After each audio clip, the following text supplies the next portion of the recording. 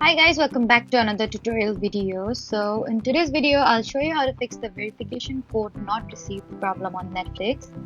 So if Netflix is not sending you your verification code by email or SMS, just follow along.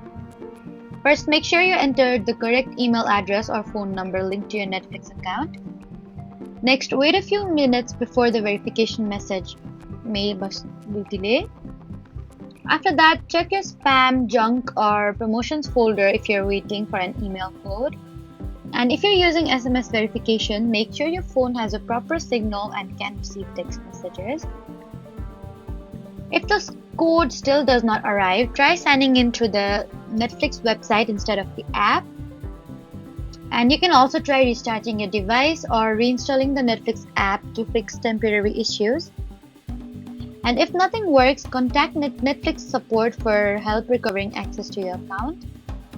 So those are the best ways to fix Netflix verification code not received problem. Don't forget to like, comment, and subscribe for more helpful tutorials. Thanks for watching.